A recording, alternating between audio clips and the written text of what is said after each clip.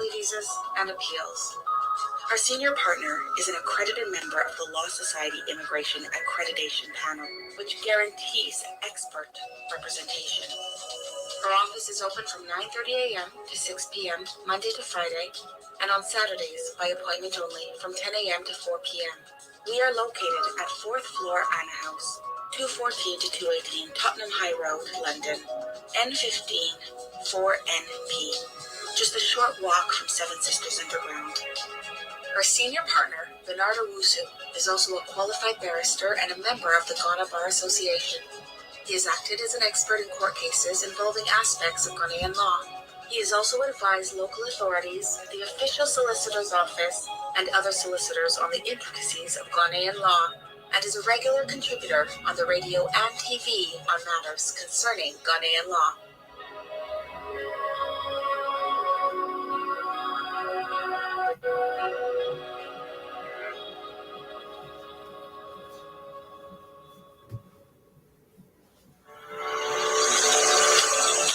Victon Estates provides professional and reliable service to landlords, investors, and tenants. Our mission is to ethically and honestly serve our clients. We won't make promises we cannot keep, rather. We present a clear picture of the reality we can offer. We are here to help you with long and short-term let, property management, cash buyers for quick sales, stop repossession, and mortgage arrears. For all your property needs, look no further. Visit us at www.victonestates.co.uk or call us on 07448619711. Victon Estates, your property is our pride.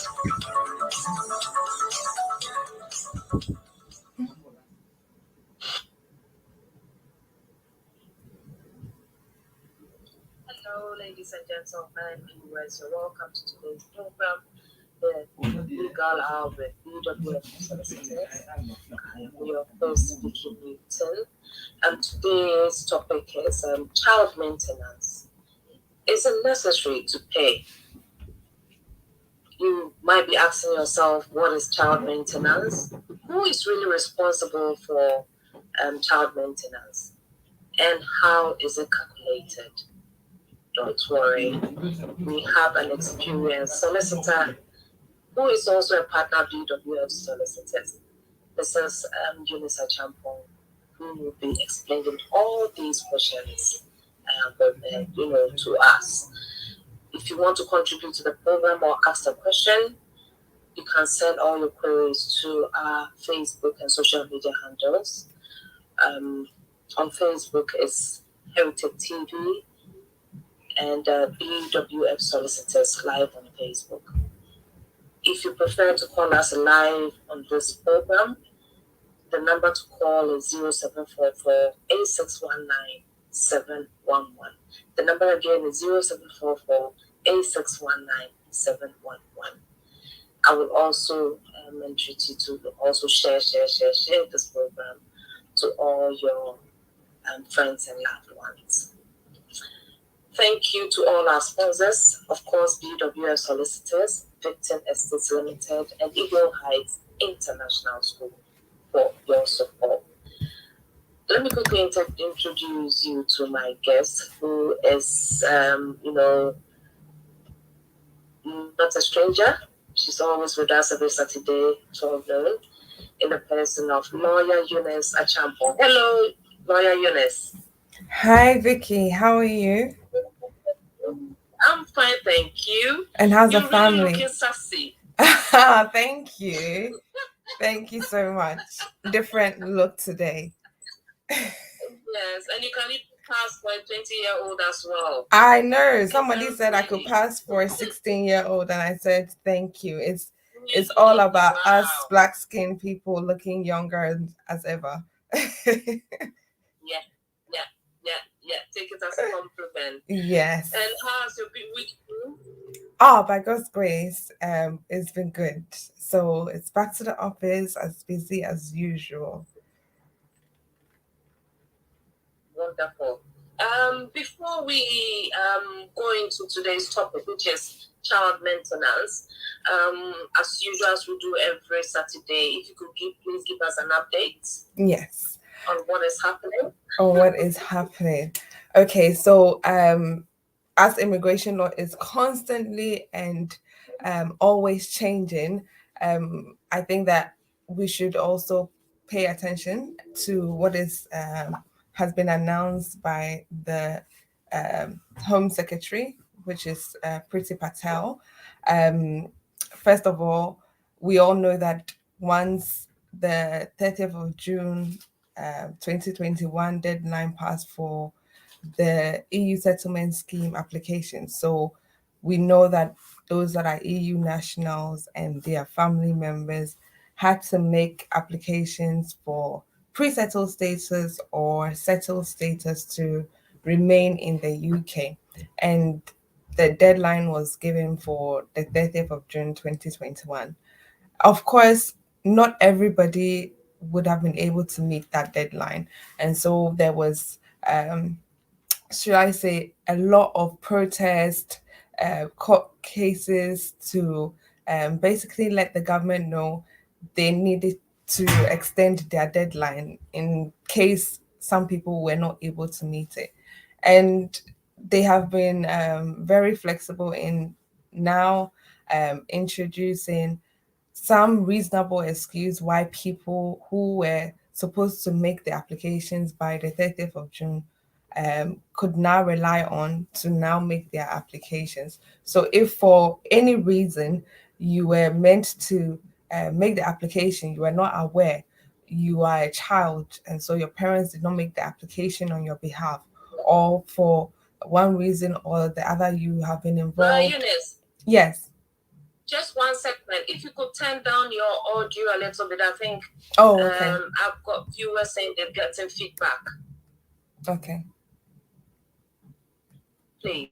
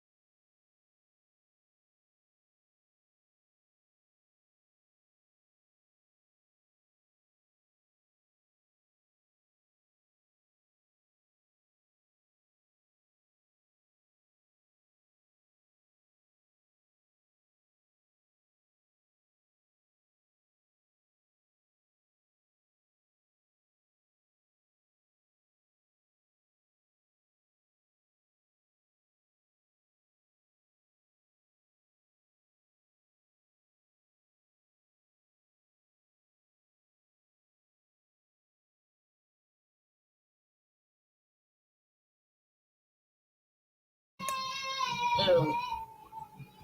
Can I hope they can hear me now?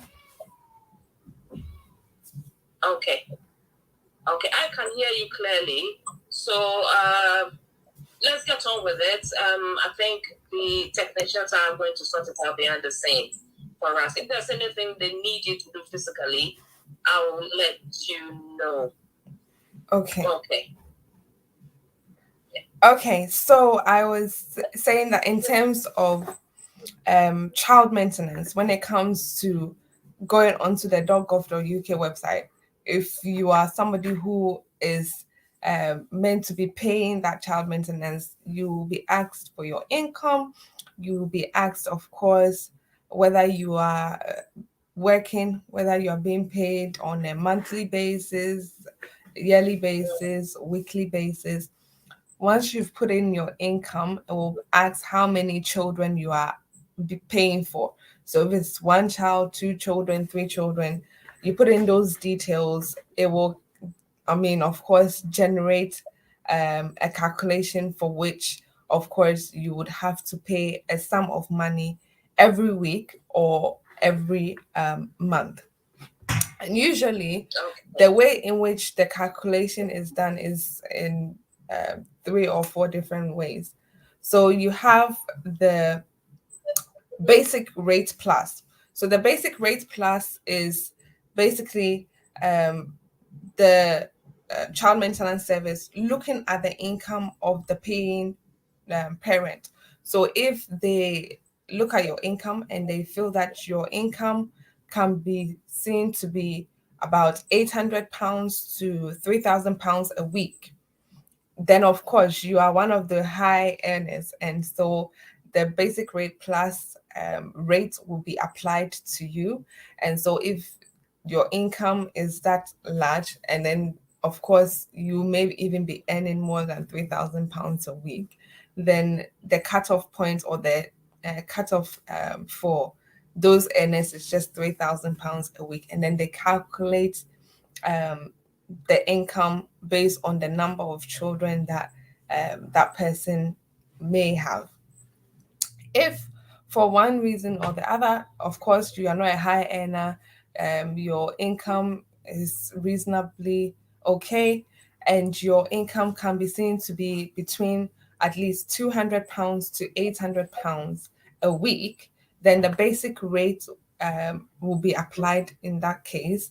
And so obviously that person will be seen as somebody who is reasonably earning a good salary, and therefore they would then calculate by the number of children that that person may have.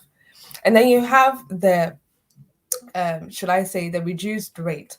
So the reduced rate is for somebody who, for one reason or the other, may be working or may not be working. So for one reason, they are said to be receiving benefits.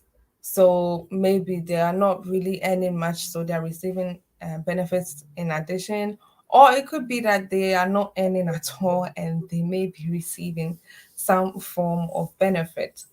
And if the benefit that they're receiving is of um, a rate between, they'll say £100, £101, between £101 to £199, then of course they would look at that and then look at how many children this person has, and then calculate the income that they are receiving against the number of children that they have. If the person, Lioness, can you lower the volume slightly a little for us, please? Just a little. Sorry for this technical hitches. My apologies. Yes, and you can get on there.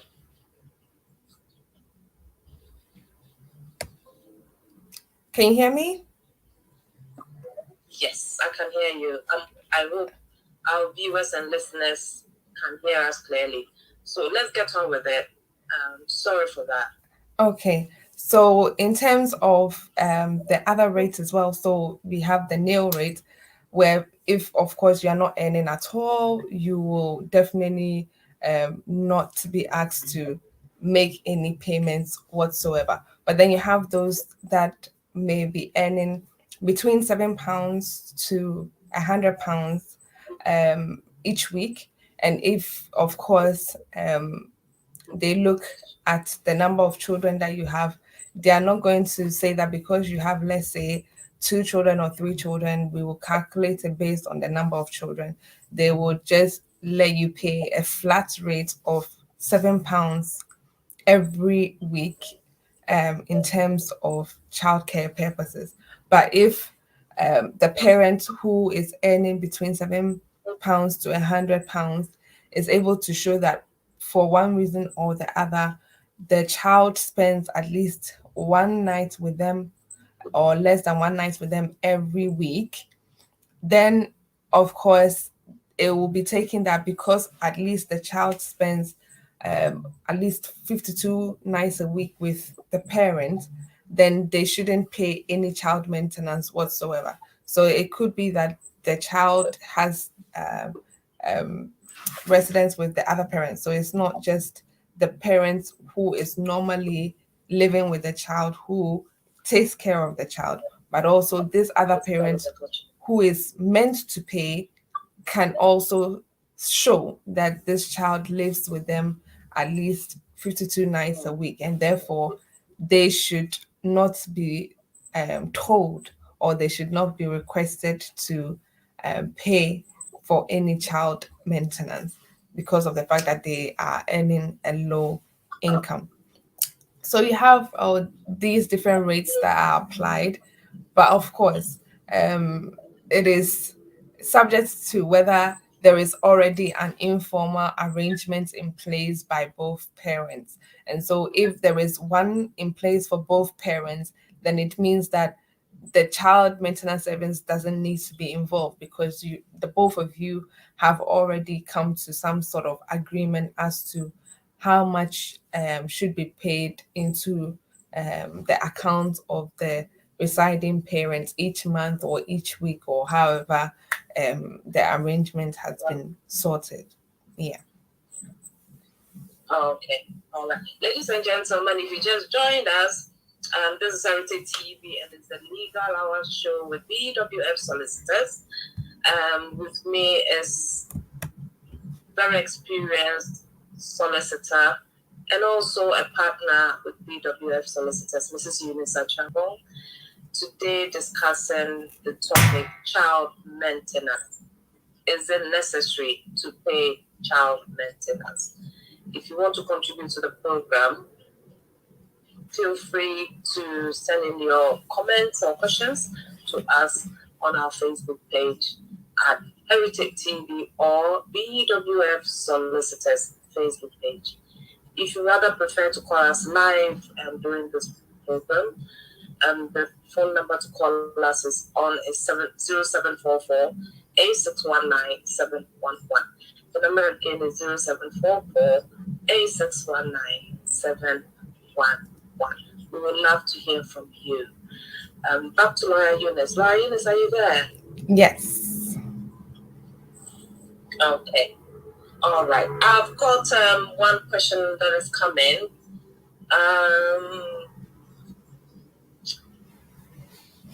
This gentleman is saying he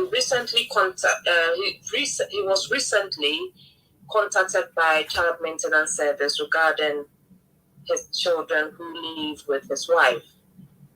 He and his wife are separated about 2 years ago, and they don't live together. He usually puts money into the wife's account to be used for the children's needs. Now, they have emailed him.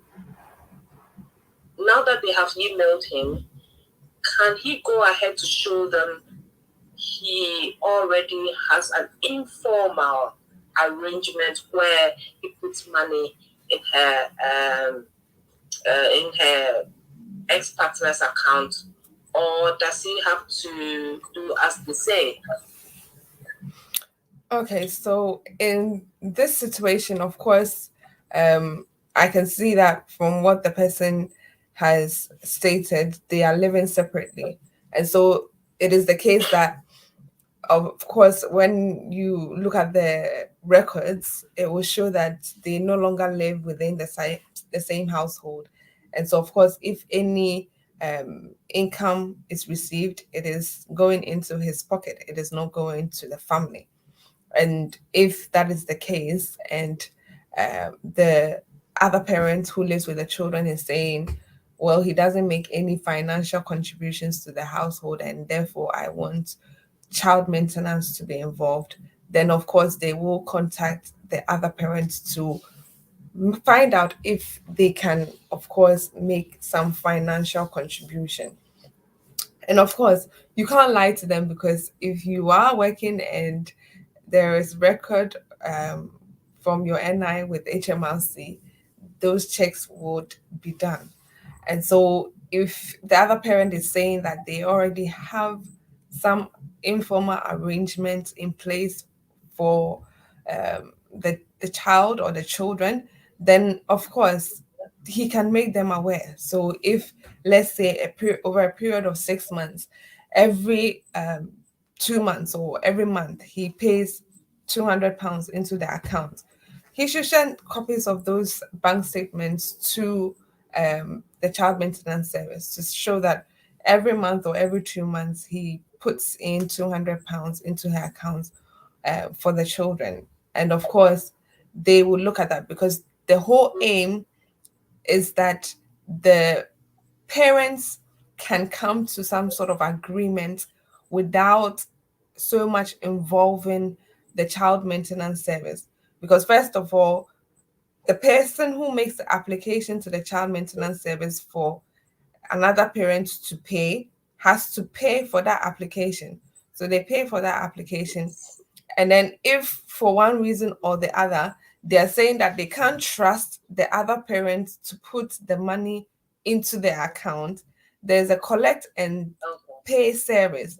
And that too has to be paid by the paying parent and the person who made the application for the other parent to pay. So you see that they are asking for these charges because they want some sort of amicable transition of financial support between both parents. And so, as best as possible, if the parent has already got some arrangement in place between him and the children's mother, then they will be looking to that to say, hey, I know that you made this application to the parents who is not residing with the children to make some payments, but he showed us evidence that he is working, he's making payments directly into your account. Um, Even the payments that he's making, it might be more than what you may have been receiving if you were to do it based on the child maintenance calculation. So we think that it is best to um, stick with your informal arrangement. And if it stops for any reason, then do contact us again. So if there is some form of child maintenance, or there is some sort of child financial support already going to the other parent, then once you've made them aware of it, they will just let sleeping dogs lie, basically. So, Laura Eunice, so if the man was already paying child maintenance even before he was contacted, Mm. and he realizes that he was even paying more than what he was supposed to pay, wouldn't that make the man feel like, oh, if I'm paying more than what I'm expected to pay, then let me revert back to what I'm expected to pay? I mean, most good Can that men happen? most good men will stick to what they're already doing anyway. I mean, it's your children. If you if you are looking out for the best for your children, I think that money should not really be a question, because it's for the benefit of your children, especially when you have growing children who are going into their teen years or are already in their teen years. They know how to how to, should I say, manage their own money, especially, when they give them gifts and people give them money. They know what they are doing with their money, and they know that daddy is going to give me, let's say, £10 this week. So they are looking forward to it because they've already made plans with the money that they will be getting. And so, of course, most parents who are already paying something to the other parent will just stick to what they are doing because they see it as, well, it is for the benefit of my children. I mean, if you are a parent and you realize that the money that you're paying is way more and you decide to reduce it, that will make you a very stingy person. And so I think that I think that, of course, they should just think about the children rather than the person who will be receiving the money. Okay. All right. Oh my goodness, my goodness. You see, that's the reason why, at the beginning of the program, I asked whether it's only men who. I know, right? Yeah. Because all the questions are from what men? Yeah. Yeah. Yeah. I mean, it's not from men. So this is my next question. Oh my goodness. This is my next question from Ali. My partner and I recently separated and we have 3 children together. She collects certain amount of benefits. And I don't think it is fair that child maintenance service should contact me to give her money for the children. I do shop for them whenever they tell me what they need and pay the eldest one's mobile phone bill. Do I still need to pay for any child maintenance? Look at this man. I mean, it's one of those questions that you will get because they see as, because well, he thinks the yeah, partner is getting benefits. So yeah, then definitely the benefits can look after the children. yes. And let's not even delve into those people who obviously have their partners living elsewhere so that they can also receive benefits. So of course you have um this scenario where the man is saying, I think this woman is getting enough benefits. I really don't want to be paying her any extra. And of course, you can see where that man is coming from because he's thinking, if she's getting all of this money, why should I also have to pay for child maintenance?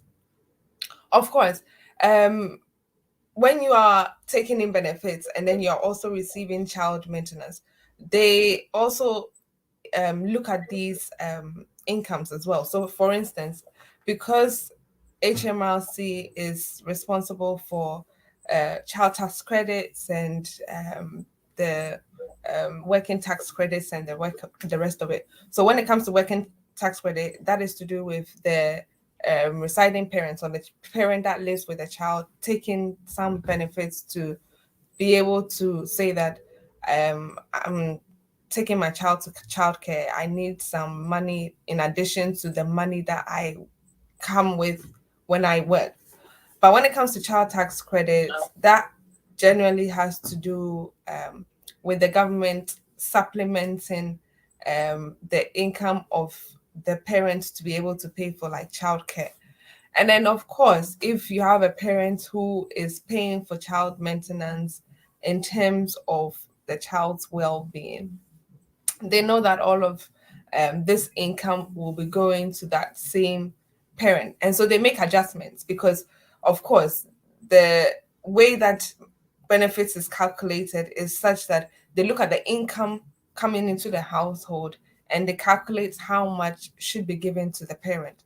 So, regardless of the fact that the other parent is receiving benefits, they know how to make the right calculations to balance the benefits that this parent would be receiving. So, of course, in this case, the man shouldn't so much as think that it is unfair for him to make the child maintenance contributions. I know that he's mentioned that he is paying for the eldest child's mobile phone bills, But in terms of the other children, I'm sure they also have other needs, and you can't just say that because you're paying for child's mobile phone. Be very selective. Yes, and then you do shopping for them as and when they want. Maybe your children, they don't ask for many things, or um when they want something once in a while they ask for it, and that might not be much. There's other things that they need. Every day they eat, and so every day there's money going out because of the fact that they are eating, and they obviously need things for school. They need lunch money, they need packed lunch, they need resources, uniform, bags, I mean clothing. Yeah. They need all of these things, and so that is part of the child's maintenance.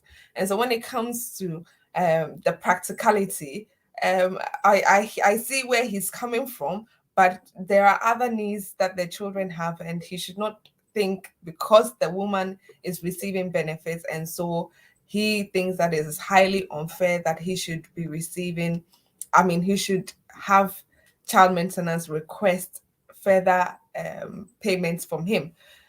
If he's working and he's not making any child maintenance, or he's not informally arranged with the other parent to be putting money into her account, then of course he needs to do so. At least if he comes to some informal arrangement with the other parent, then of course it will make sense that he can tell the child maintenance service, I'm already doing it, so I don't think we would need you to be involved. But if he's being adamant that he's not going to pay, then of course the child maintenance services can also enforce that he pays. And one of the ways they can do that is by obviously speaking to the employer of the non-resident parent, or the parent who is not living with the children.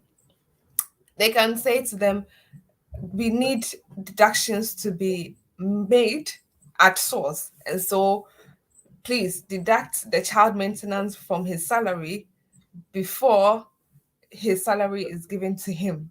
And they, which is the HMRC, will take that money to be given to the child maintenance service, who would then, of course, pass it on to the parent who lives with the children.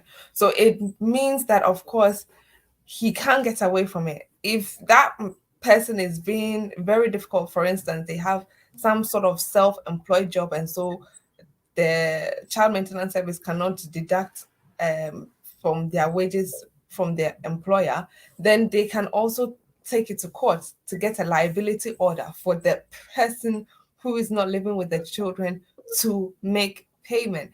And you don't want bailiffs at your door. So I suggest Yeah. to this parent that he just complies and just does the right thing. If he can come to some informal arrangement with the mother, why not?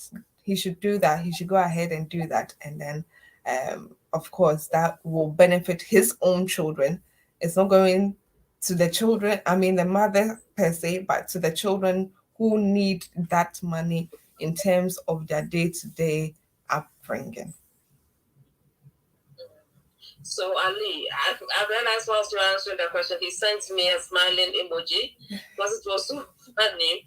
So Ali, as your Eunice has said, paying your son's mobile phone bill is not enough, or once in a while doing the shopping for the children is not enough. You have to make sure that you don't get yourself, wanting by the law. So do what is right, as Laura Eunice has advised. Laura Eunice, another question from another man. Mohammed is saying, the mother of my children and I broke up about 3 years ago, and I have been granted a court order to spend time with my children during the holidays, the school holidays, and every other Saturday. Just last week, I was contacted by child maintenance service to provide some details. The income from my job is not enough to maintain myself. What can I do? Oh, this is this is such a genuine person. So of course, he he has made it plain that he's not really earning enough, but he doesn't say what his income is. So as I Okay. was saying before, there are different rates that are applicable to different earners. And so if they look at the income that that person is receiving, Muhammad is receiving, and they're saying, do you know what?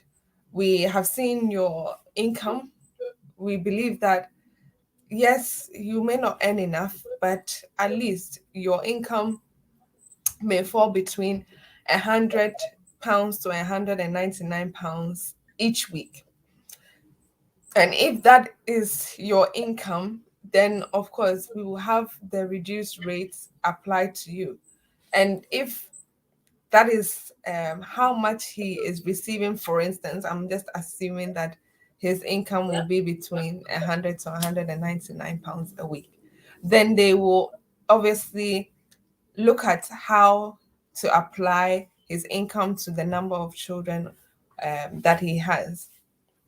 Maybe his income is, let's say, 15 to 16,000 pounds a year, so he's not really on the high Okay. end, and he has just one child.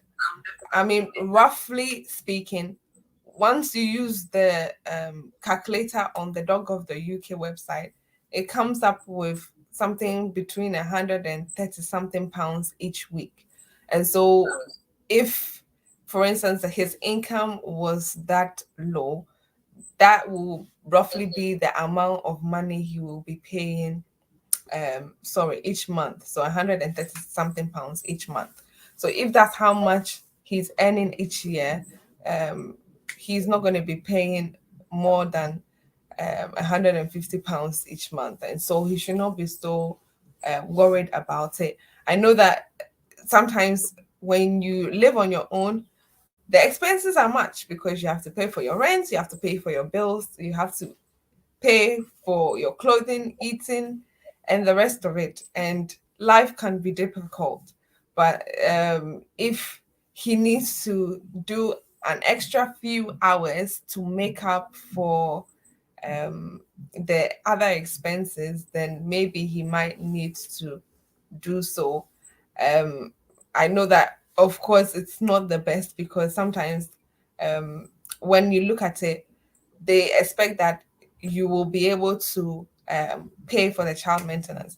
The only reason when you need to inform them when your income increases is if your income has increased by 25%.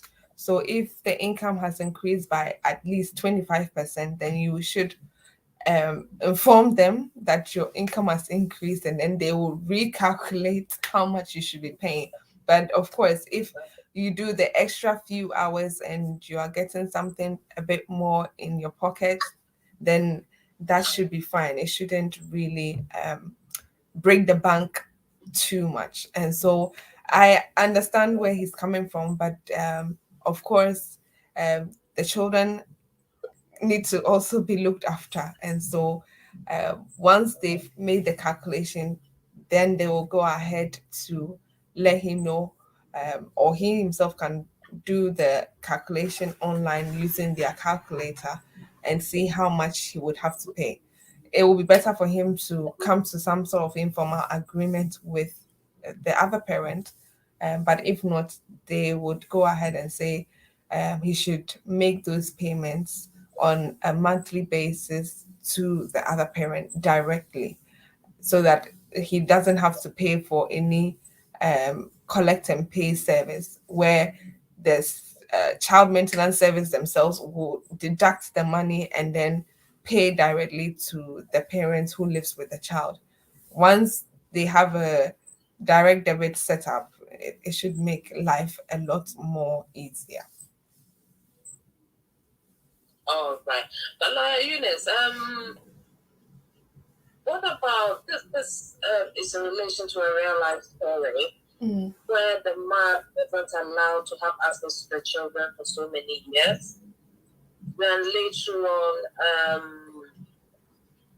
they come for him regarding the child maintenance. He doesn't understand why he should be paying for child maintenance when he's been denied access to see the children. So how can this thing be resolved? That's similar to the first person who asked the question.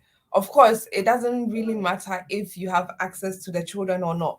The children need to be maintained. And so that's why I first mentioned that it is for the child's best interest. It is not whether the parent has access or has not got access. It is about how the child is being looked after, how the child is going to be cared for. Yes. I've got a phone call come through. Is it possible to just answer this viewer's question? Then continue with the question I asked. Okay. Hello, caller. What's your name and where are you calling from? My name is Timothy. I'm calling from London. I'm calling. Okay. Lawyer Eunice is here. Okay. So can you ask your question now, please?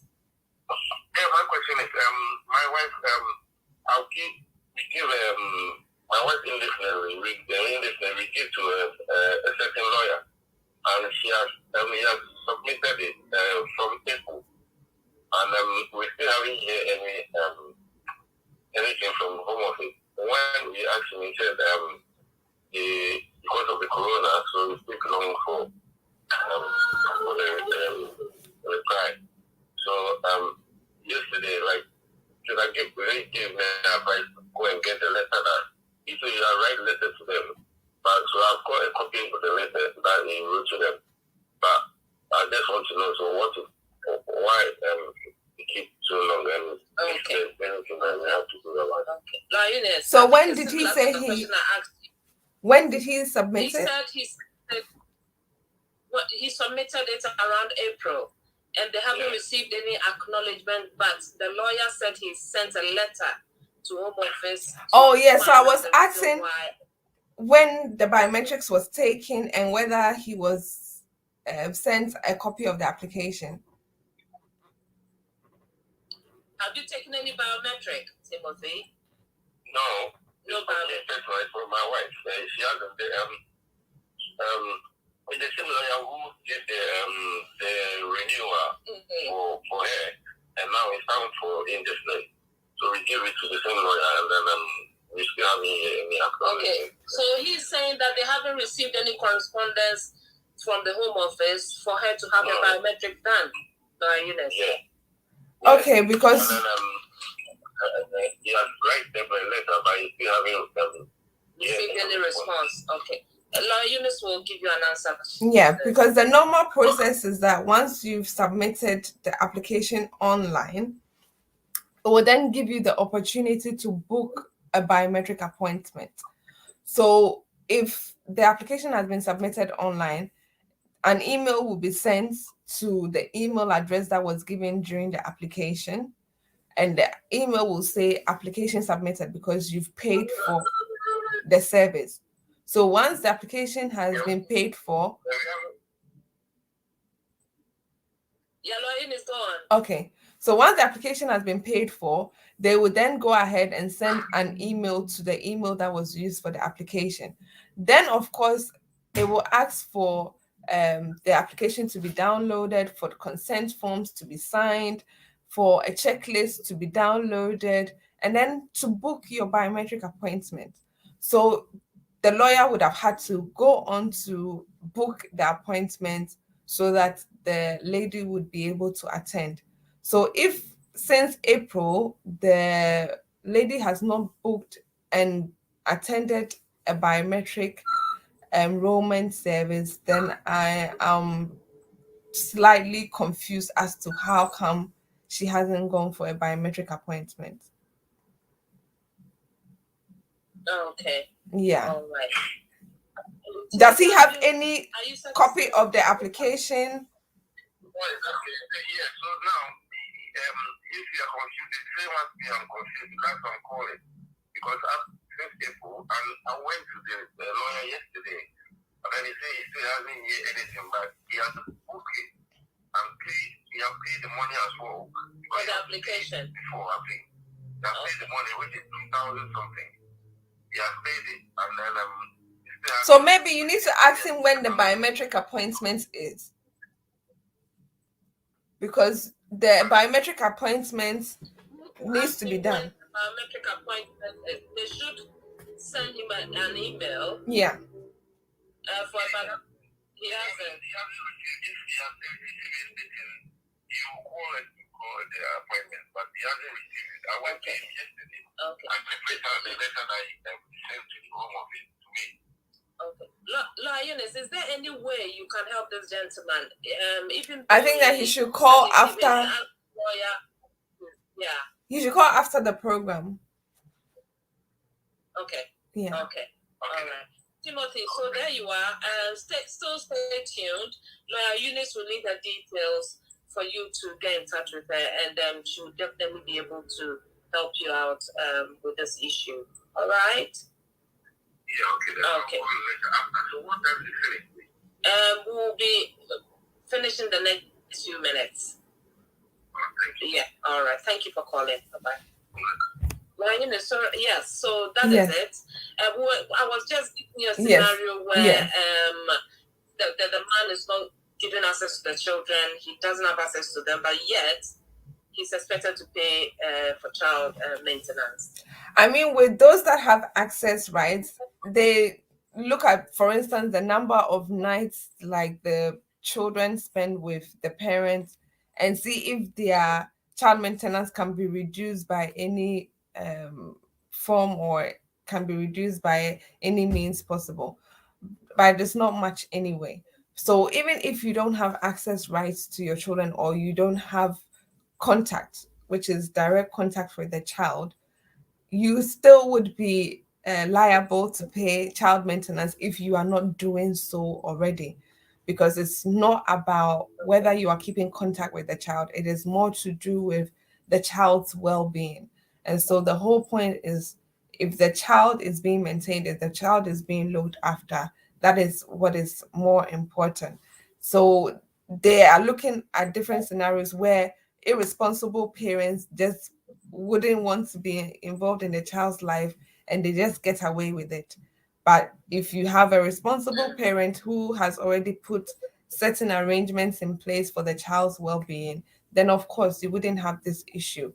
So even if you don't have any access rights to the child, they will be looking to take that from you in terms of the child's well-being. And so I think it will be better for such a parent to look at getting child arrangement order or child contact if they are not getting that at the moment.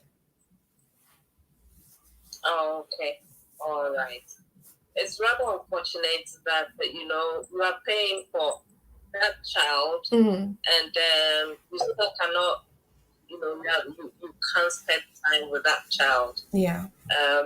But yeah, that is it. The law is the law. You have to make sure the children are fed and being well taken care of. Oh, yeah. And Lawyer Eunice, in the absence of any further questions, if you could please fold everything up and Okay. also leave your details for anyone who would like to put contact with you, especially Timothy, our last caller, who would like to contact you and see how best you can help them. There are others watching who will also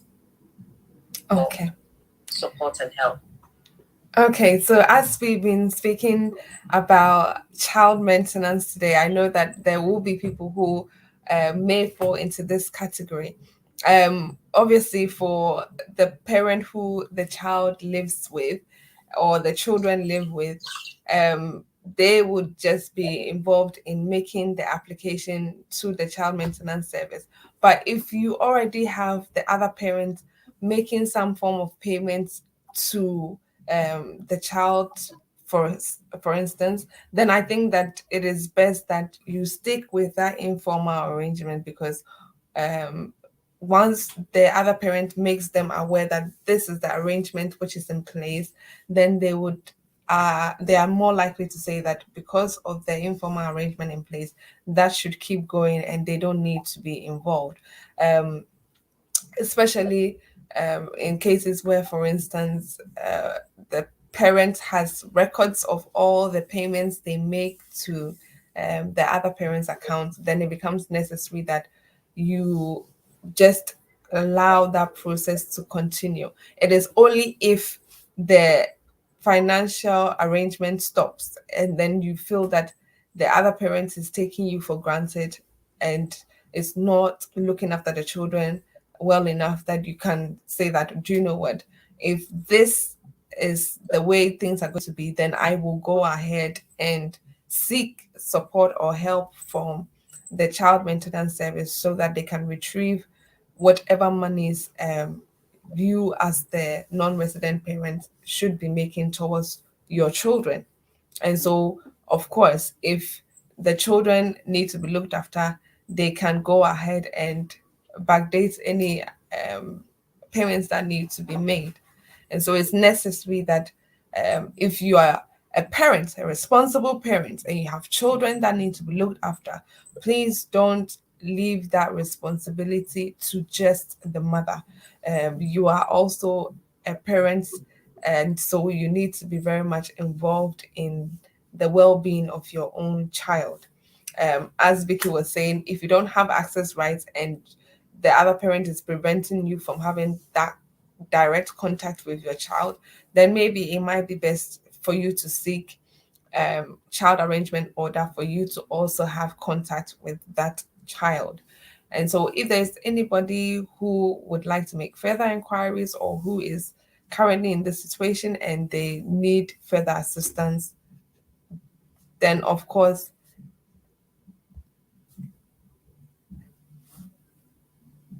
they can go ahead. And so, as Vicky said, I am a solicitor at BWF Solicitors, and we are situated in London, the fourth floor of Anna House, and the address is 214 to 218 Tottenham High Road, London, and the postcode is N154NP. So it's N154NP. The telephone number to our offices is 0208 493 7340. So 0208 493 7340. And we are open from 9:30 a.m. to 6 p.m. My number out of office hours are, we usually have Saturdays by appointment only, but you can also contact me on 075 35 81 3910. So 075 35 81 3910. Eunice, thank you so much for coming our way this Saturday again. You never disappoint us. Always make sure you are available every Saturday to educate us. Like Lawyer Eunice has said, if you have any queries you wanted to offer any advice or help, she's giving you her details. Thank you so much for staying with us through the program, and all those who sent in their questions. You made the program very interesting. And I also like to say thank you to our sponsors as well, BWF Solicitors, Victim Estates, and Eagle Heights International School. On that note, with me and Lawyer Eunice. Lawyer Eunice, are you there? Yes, I am. Yes. So from both of us, we just give you a wave to say bye-bye and have a lovely weekend. We'll see you next week, same time. Bye-bye.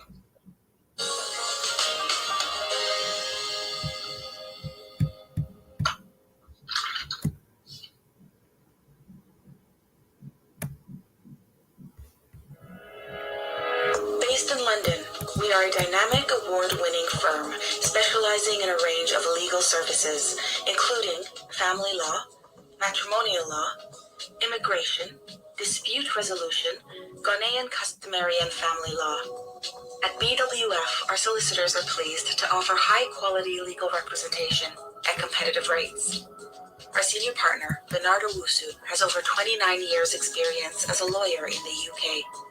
BWF Solicitors provide independent and practical legal assistance for all kinds of family matters, such as childcare, contested and uncontested divorce, and injunctions for domestic violence. Our childcare and family team appreciate the issues facing you in this difficult time, which is why we offer confidential advice delivered in a sensitive manner. Our senior partner is an accredited member of the Law Society Family Law Accreditation Panel, which guarantees expert representation in all family and matrimonial cases. Are you seeking advice on immigration-related matters? At BWF Solicitors, our immigration team are experts in dealing with everything from general immigration to complex immigration work permits, arranging student visas, as well as entry clearance visas, family visas, and appeals. Our senior partner is an accredited member of the Law Society Immigration Accreditation Panel, which guarantees expert representation.